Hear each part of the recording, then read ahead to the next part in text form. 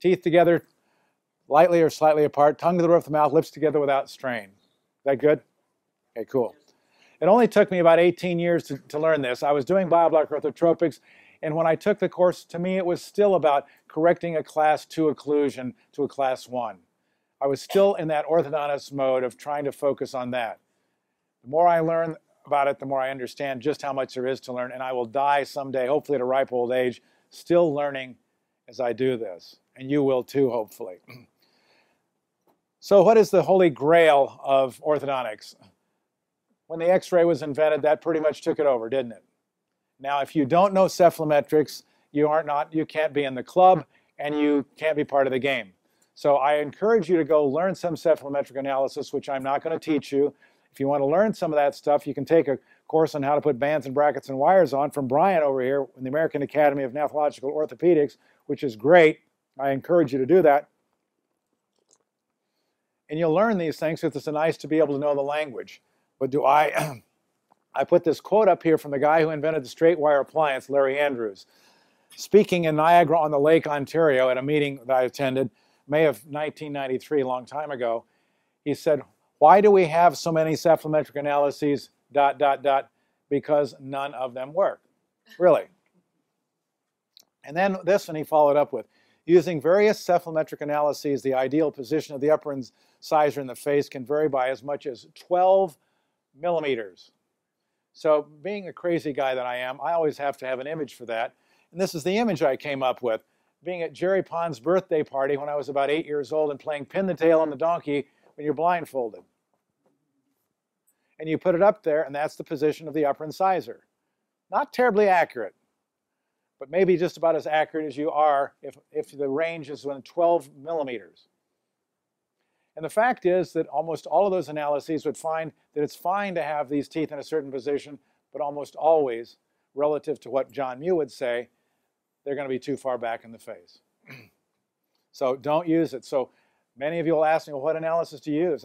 I don't use an analysis. A lot of people have that very hard, they really don't believe me. They'll keep asking the question. I said, I've never traced head x-rays since I got out of training. I don't do it. They don't mean anything to me. Do I know SNA and SNB? Yeah, I do. And this is it. If you learn this out of the course, this is the most important thing. What John calls the indicator line, and people in Michigan that I was working with called the cosmetic line because they hated the term indicator line. And I don't know why, but so we call it the cosmetic line. And the norm is 21 millimeters plus the patient's age in years and 23 millimeters plus the patient's age in years. And this is in your book, so you don't need to worry about it. And if you find faces that are within this range, you will be looking at incredibly attractive people, male or female. Doesn't matter. But you'll rarely find a child. I showed you one this morning, and his face was literally on the money. As an adult male, it's 38 to 42, and a female, 36 to 40. And again, a very narrow range. If you find people that are in that range, those people are very attractive people. Everyone will look at them and say they're attractive. The bigger the number is, the worse it's going to be. We don't treat somebody until they're at least 5 millimeters out of the range. So if it's an 8-year-old child and the number should be 31 and it's 34, I'm not going to treat this child with bioblock orthotropics. If it should be 31 and it's 39, okay, I'm going to treat this person very likely. We'll get into why you would, a lot of other factors. But it's nothing more than a measurement of how far down the maxilla has descended from where it ought to be. And why does that happen? Because the upper incisor doesn't support the anterior maxilla, correct? That's it. If you had the tongue plastered to the roof of the mouth, the whole face would grow forward normally. But no matter what the malocclusion is, all cases, the upper incisor is going to start to drift down and back in class 1, class 2, class 3. So you may get crowding, deep bites, recessive lower jaws, open bites, gummy smiles, and you can recognize that some of this is going to happen for these patients long before you really could recognize it. If this number is 10 mil, if it's an 8-millimeter kid, an 8-year-old kid, and it's 10 millimeters or more from the norm, you're going to see a child whose face is not going to be okay. And if it's your kid, you want to do something about it starting yesterday. So we recommend an orthodontic evaluation as soon as that number is over on the high side of 5 millimeters. Yes. Right. That means we're saying to someone who's a referring practice, if they were to see someone and they were to measure this, and we have a tool for this, we'd love to see them. Okay. A traditional orthodontic evaluation for this number means nothing because all they're going to do is make the indicator line, cosmetic line, with most of what they're going to do is going to make it bigger. Okay. So this is a classic, and it's in the book. I'm confident that this picture is in John's book. This is Louisa with a cute little girl here, age 6, and by age 9, she's hardly anyone on planet Earth would say this girl is cute. And yet, the seeds for destruction were already sown. And those of you who have taken Mark's course and understand myofunctional therapy, you'll already know that this lower lip is flaccid and rolled out. And it's kind of like, okay, not okay. You know this isn't going to be okay. Just to look at how close this is, let's test this number. So here's a little girl who comes into my practice, 9 years old, it's 32. And it should be 30 for a girl. Put the Bolton norm on her and look how close it comes. Right on the money.